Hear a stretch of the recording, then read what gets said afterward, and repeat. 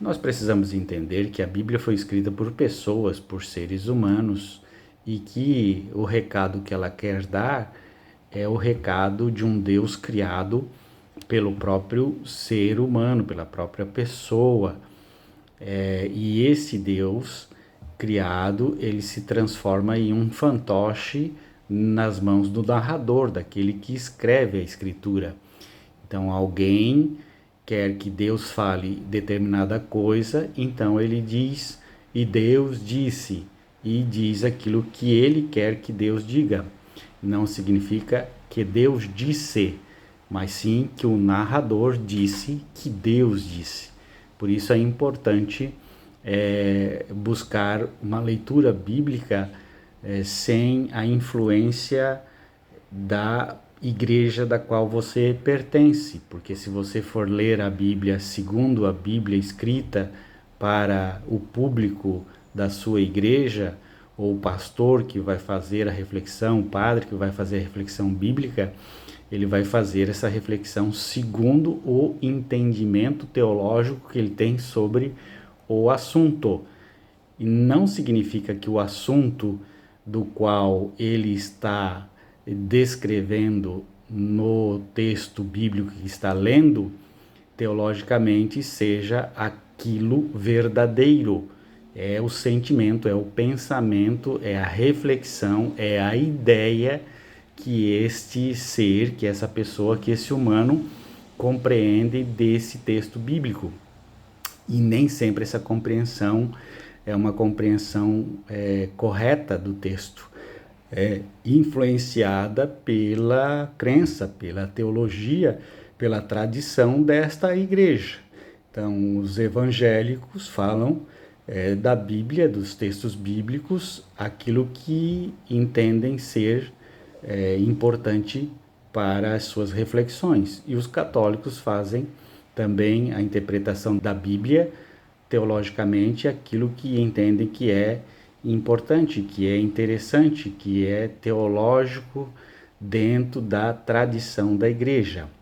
Agora, fazer uma reflexão do texto bíblico com uma visão diferente, isso traz dificuldade de entendimento das pessoas que pertencem a essas igrejas, essas denominações religiosas.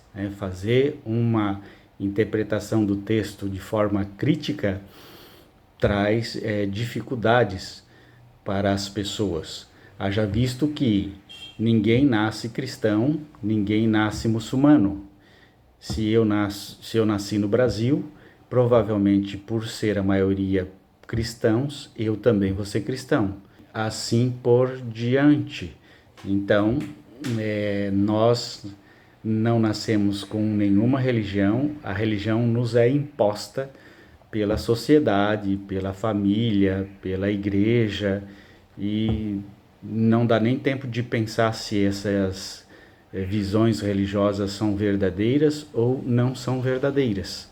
Elas só são embutidas no nosso pensamento, no nosso cérebro, e nossas sinapses nervosas apenas acompanham o que socialmente se fala sobre Deus. Deus é assim, então tá, Deus é assim. Deus é assado, então tá, Deus é assado. Não há uma reflexão profunda. Sabemos nós que a maioria das pessoas que são descrentes, né, ou que nós chamamos de ateus, são pessoas que estudaram bastante a palavra de Deus. A maioria das pessoas que são crentes estudam pouco a palavra de Deus, só escutam aquilo que os seus líderes falam. Então há uma necessidade de aprofundamento da palavra de Deus na vida das pessoas. E eu gostaria de falar sobre uma contradição bíblica, né, entre muitas, que é interessante, que pode fazer você refletir um pouco e entender que a Bíblia não é inerrante, que ela tem erros históricos importantes, porque foi escrita por pessoas e essas pessoas tinham interesse por detrás daquilo que escreviam. E aqui nessa contradição, você vai perceber uma diferença gritante no texto bíblico. Atos 1, 18 e 19 diz assim: ora, com o pagamento que recebeu pelo seu pecado, Judas comprou um campo. Ali caiu de cabeça, seu corpo partiu-se ao meio e as suas vísceras se derramaram. No texto de Mateus 27, 5 a 7, diz assim: então Judas jogou o dinheiro dentro do templo, saindo foi e enforcou-se. Os chefes dos sacerdotes juntaram as moedas e disseram: é contra a lei colocar esse dinheiro no tesouro, visto que é preço de sangue. Então decidiram usar aquele dinheiro para comprar o campo do oleiro para cemitério dos estrangeiros. Então aqui é só uma das muitas contradições bíblicas que você pode encontrar na sua Bíblia aí em casa. E para você perceber que a Bíblia é um texto escrito de pessoas humanas tentando falar sobre o sobrenatural que é criado da própria mente humana. Nós temos também em Deuteronômio 24, 16, que diz assim: os pais não morrerão pelos filhos, nem os filhos pelos pais. Cada um morrerá pelo seu pecado. Aqui fica claro no Deuteronômio que ninguém substitui o pecado, ninguém passa o pecado, ninguém transfere o pecado para outra pessoa. Cada um tem o seu pecado e cada um pagará pelo seu pecado. Só que isso contradiz também o Novo Testamento, onde Jesus morre pelos nossos pecados, onde Jesus morre pelos pecados da humanidade. Isso é uma contradição ao texto do Deuteronômio, né, que fica claro para nós que cada um tem o seu pecado e cada um morrerá pelo seu pecado e pronto. Não tem ninguém que substitua, não há nenhum sacrifício que vá substituir os meus pecados.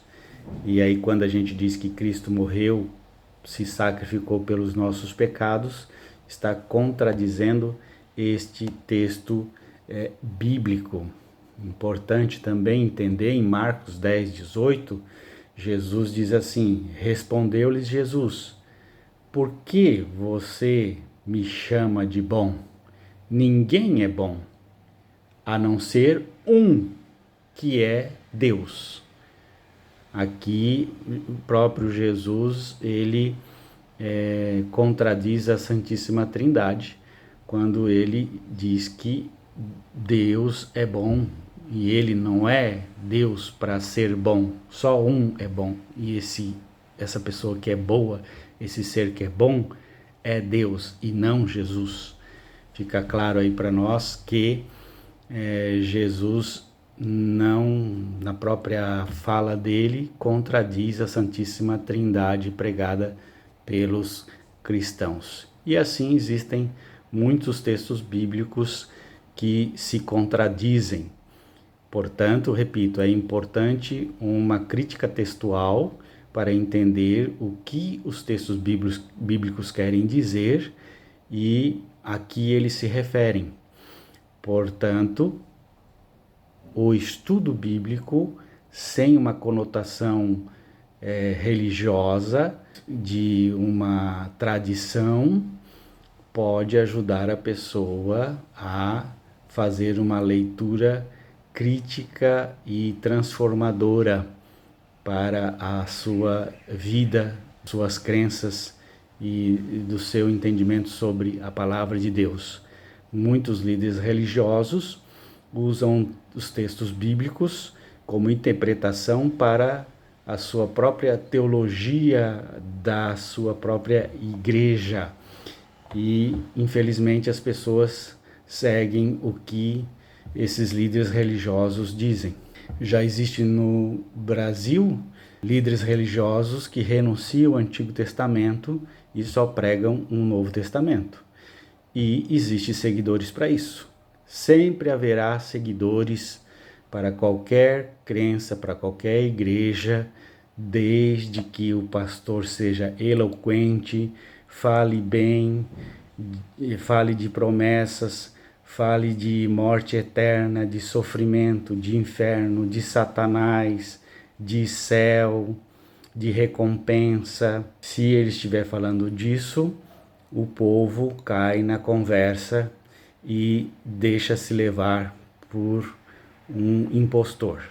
É importante fazer uma reflexão sobre estes assuntos. Um grande abraço. Tchau.